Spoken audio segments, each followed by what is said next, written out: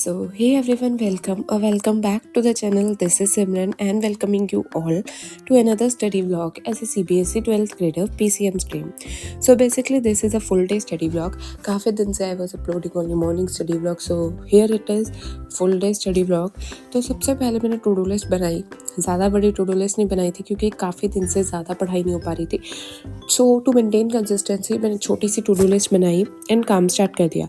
सबसे पहले I started with physics में मूविंग चार्जेस एंड मैग्नेटिज्म वाला चैप्टर. एंड इस चैप्टर में मैंने बहुत घूमी हूँ. पहले मैं बैच परिश्रम पिछले साल के बैच से करने लग गई, फिर यूट्यूब से, एंड फाइनली उसके बाद मैंने इस साल का परिश्रम ही खोल लिया था. तो ये वीडियो जब मैं परिश्रम लास्ट ईयर कैसे कर रही थी तब की है. एंड उसके थोड़े टाइम बाद जब मैंने परिश्रम इस ईयर के से स्टार्ट किया तब मैंने टाइमर ऑन किया था. तो टाइमर थोड़ा सा ही हुआ इस वजह से क्योंकि उससे पहले मैं बहुत घूम चुकी थी, बहुत सारे जगहों से कि सोर्स से करूँगी सोर्स से. बट एट लास्ट वही हुआ जो मेरे साथ हर बार होता है कि मैंने अपना परिश्रम 2026 वाला बैच ही खोल लिया. And here are the notes जो मैंने उसके साथ साथ बनाए थे. तो इसलिए बता दिया ना कि वो वीडियो तब की थी और ये नोट्स तब के हैं, इस साल के. And it took me around 50 minutes क्योंकि पहले तो मैं लेक्चर में जो था वो तो मुझे आता ही था, बस नोट्स ही बनाने वाले थे. सो टू डू लिस्ट पे टिक लगाई मैंने कि मेरा लेक्चर 1 हो गया मूविंग चार्जेस एंड मैग्नेटिज्म का. And let me tell you, अभी तक मेरा सेमीकंडक्टर्स कंप्लीट नहीं हुआ, फिर भी मैंने स्टार्ट कर दिया.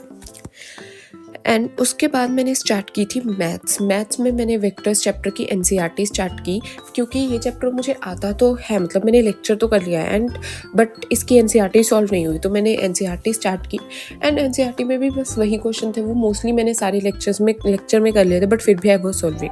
बट मैंने 10.1 एक्सरसाइज स्किप कर दी थी क्योंकि उसमें ऐसा कुछ खास नहीं था. बाकी मैंने 10.2 कम्प्लीटली सॉल्व की जिसमें 17 सम थे, बाकी 2 तो MCQ थे. एंड उसके बाद मैंने 5-6 सम 7 कह रही हूँ 10.2 और 10.3 के 5-6 सम किए थे. एंड सारे सम ईजिली हो गए थे क्योंकि ईजी है ये चैप्टर. अगर तुम्हें फिजिक्स में, क्योंकि वेक्टर्स पढ़ी हुई है स्टार्टिंग में 11th में वेक्टर्स करे हुए थे, डॉट प्रोडक्ट, क्रॉस प्रोडक्ट सभी आते थे, तो it was not that difficult. तो आई थिंक कॉमर्स और ह्यूमैनिटीज़ वालों के लिए होगा ये चैप्टर जिन्होंने वेक्टर्स के लिए बिल्कुल भी नहीं पढ़ा हुआ.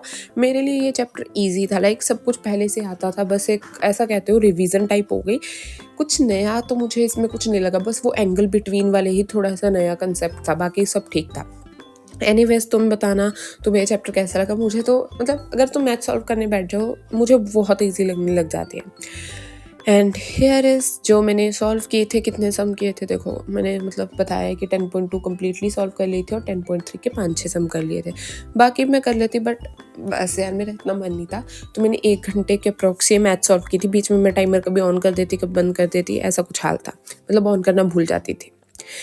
सो मैंने एनसीईआरटी सॉल्व की, उसके ऊपर टिक लगाया एंड उसके बाद I set down to complete my English की नोटबुक. ये स्कूल की नोटबुक है एंड उस पर मैंने द इंटरव्यू वाले चैप्टर के एनसीईआरटी के क्वेश्चंस किए थे. एंड मैं तुम्हें बता दूं कि इस टाइम पे मैं टाइमर ऑन ही करना भूल गई.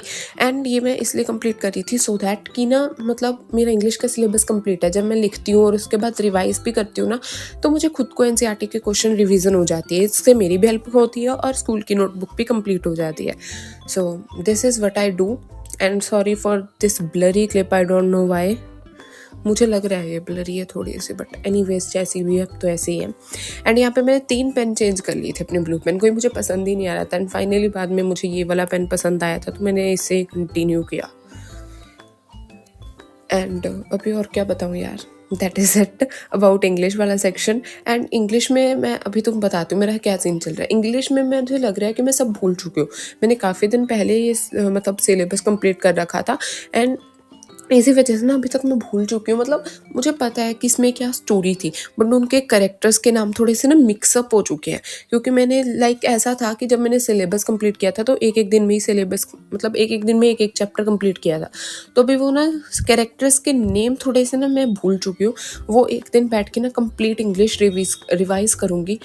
एंड अभी तो और क्या कहूँ, वो तो करनी पड़ेगी. एंड उसके बाद मैंने टिक लगाई. पहले तो मेरा मन था मैं कोऑर्डिनेशन कंपाउंड्स नहीं करूँगी, बट फिर मैं रात को लेके बैठ ही गई. मैं एक लेक्चर ले रही थी रिवीजन वाला आइसोमेरिज्म वाला पार्ट रह गया है, बाकी सारा मेरा रिवाइज हो चुका है। एंड आई नो तुम कह रहे हो कि ये कोऑर्डिनेशन कंपाउंड पे अटकी हुई है। हाँ, तो मैं उसी पे अटकी हुई हूँ, मुझे नहीं पता है कब होगा।